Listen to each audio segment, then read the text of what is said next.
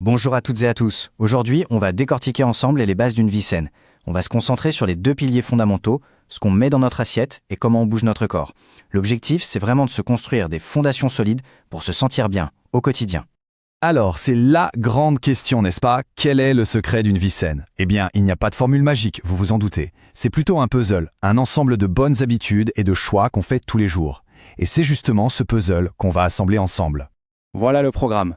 On va commencer par les bases, les piliers de la santé.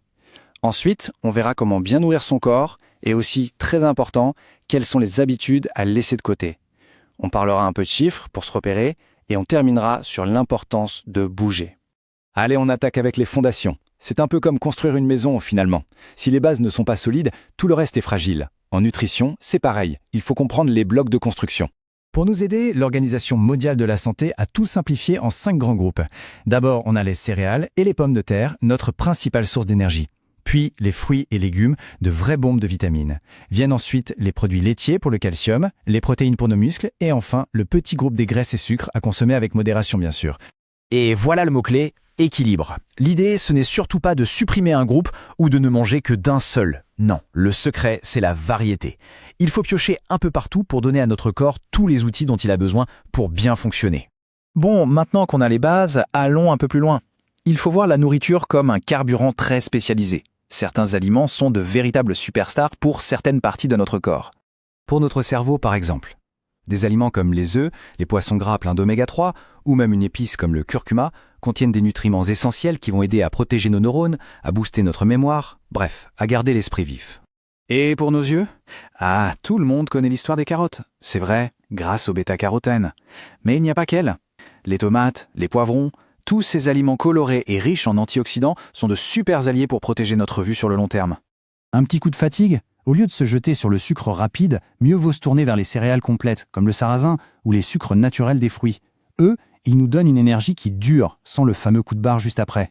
Et pour finir, la structure de notre corps, nos os et nos muscles. Là, 2 choses sont cruciales.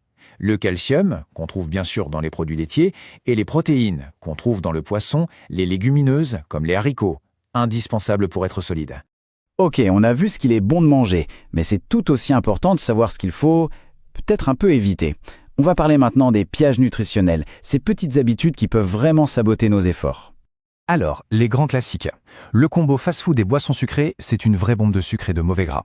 Attention aussi aux frites et aux chips, qui sont souvent pleines de graisses trans, pas top pour nos artères. Et enfin, méfiance avec les sauces industrielles. Elles sont souvent bourrées de sucre et de sel caché. Allez, passons à quelque chose d'un peu plus concret pour s'évaluer. Les chiffres, ça peut faire peur, mais en fait, ce sont des guides très utiles pour savoir où on en est. Le premier outil, c'est l'indice de masse corporelle, l'IMC. Attention, ce n'est pas un jugement de valeur, c'est juste un indicateur. Il met en relation le poids et la taille pour donner une idée générale de la corpulence. C'est un bon point de départ. Et pour le calculer, c'est super simple. On prend son poids en kilos et on le divise par sa taille, en mètres qu'on a multiplié par elle-même. Ça nous donne un chiffre et c'est ce chiffre qu'on va analyser. Alors, comment on interprète ce fameux chiffre? En gros, si on se situe entre 18,5 et 24,9, on est considéré dans la norme. En dessous, on parle d'insuffisance pondérale et au-dessus de 25, de surpoids. Mais je le répète, c'est un indicateur, pas un diagnostic. Un autre chiffre intéressant, ce sont les besoins en calories, surtout pour les enfants et les ados.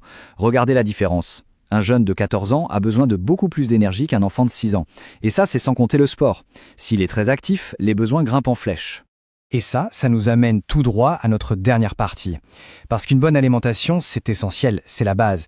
Mais pour que la machine fonctionne vraiment bien, il faut la faire tourner. Il faut un mode de vie actif. Les bienfaits de l'activité physique, ils sont immenses. Ça va bien au-delà de l'apparence. Bouger régulièrement, c'est génial pour le moral, c'est un excellent moyen de gérer le stress et ça renforce notre système immunitaire, ce qui nous aide à nous défendre contre les maladies. C'est un cercle vertueux en fait. Alors, l'objectif, c'est quoi? C'est ce chiffre qu'il faut retenir pour cette section. 30 minutes, c'est le minimum recommandé chaque jour pour commencer à sentir tous ces bénéfices. Et franchement, 30 minutes dans une journée, c'est tout à fait faisable. Et quand on dit activité, ça ne veut pas dire forcément aller s'enfermer dans une salle de sport. Une bonne marche, danser dans son salon, faire du vélo, nager. L'important, c'est de trouver une activité qui nous plaît pour que ça reste un plaisir et pas une corvée. On termine sur cette phrase qui résume absolument tout. Chaque choix qu'on fait aujourd'hui, que ce soit dans notre assiette ou avec nos baskets, c'est un investissement direct pour notre bien-être de demain. Alors la vraie question, ce n'est pas tant de savoir quoi faire, mais plutôt par quelle petite action on commence, dès aujourd'hui.